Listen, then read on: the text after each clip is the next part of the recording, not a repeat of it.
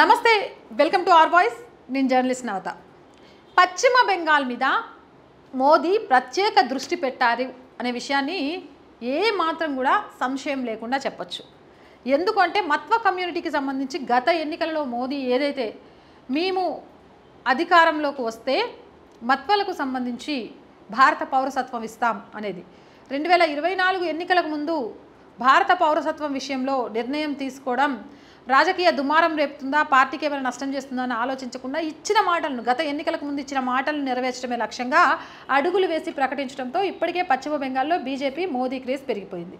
మరొక పక్క నుంచి మమతా బెనర్జీకి చెమటలు పట్టే అంశాలు చాలా జరుగుతున్నాయి. సందేశ్ ఖలీ విషయం కానీ, అలాగే రైస్ స్కామ్ కానీ, ఇక్కడ ఒకటి కాదు రెండు కాదు, ఇగో ఏమో అనుకుంటారు మీరు, ఇక్కడ ఉండేది మా ప్రభుత్వమే, మా నాయకులే, సెంట్రల్ బలగాలను చూసుకొని రెచ్చిపోయారు అనుకోండి, వాళ్ళు వెళ్ళిపోయాక మీ పని కేల్కతం దుకాన్ బంద్. ఇట్లా పశ్చిమ బెంగాల్లో టీఎంసీ నేతలు ప్రజలను బెదిరిస్తున్న అనేక వీడియోలు సోషల్ మీడియాలో మనం చూస్తూనే వస్తున్నాం. ఇలాంటి వారందరికీ కూడా మోదీ ఒక భరోసాని కల్పించారట. ఎలాగైతే గత ఎన్నికలకు ముందు మత్వ కమ్యూనిటీకి సంబంధించి మీకు భారత పౌరసత్వం అందిస్తాము అంటూ మత్వ కమ్యూనిటీకి సంబంధించిన పెద్దావిడకు ఒక భరోసా మోదీ కల్పించారో, ఈ ఎన్నికలకు ముందు మళ్ళీ పశ్చిమ బెంగాల్ ప్రజలందరికీ కూడా అదే భరోసా కల్పిస్తున్నారట. దీనికి సంబంధించిన ఆర్టికల్ మీ ముందు ఉంచుతా.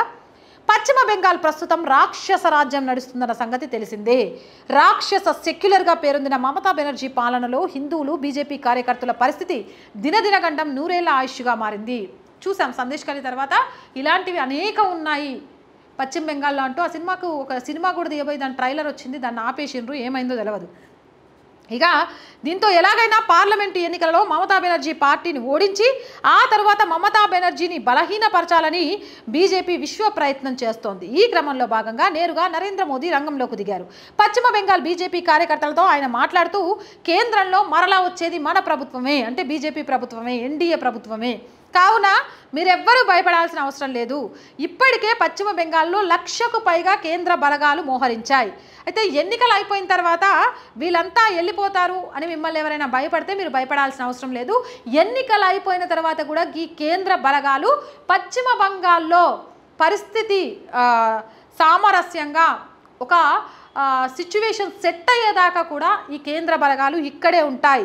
మీరెవ్వరూ భయపడాల్సిన అవసరం లేదు.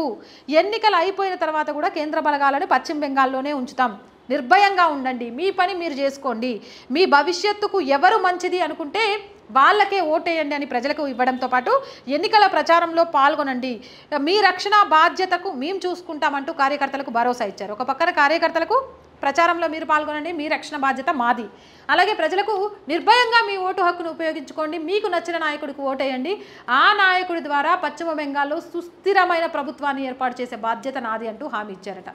మోదీ మాట ఇచ్చారంటే తప్పక చేస్తారు. ఇది నా మాట కాదు, యావత్ భారతదేశంలోని ప్రజల మాట. మరి మళ్ళీ పశ్చిమ బెంగాల్కి మాట ఇచ్చారు. గతంలో ఇచ్చిన మాటను నిలబెట్టుకున్నారు.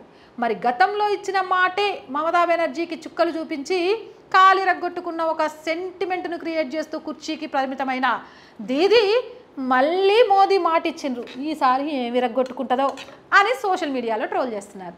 ఈ వీడియోపై మీ అభిప్రాయం ఏంటి అనేది కామెంట్ సెక్షన్లో తెలియజేయండి. మోర్ వీడియోస్ కోసం మన ఛానల్ వెంటనే సబ్స్క్రైబ్ చేయండి. వీడియో నచ్చిందా లైక్ చేయండి, షేర్ చేయండి.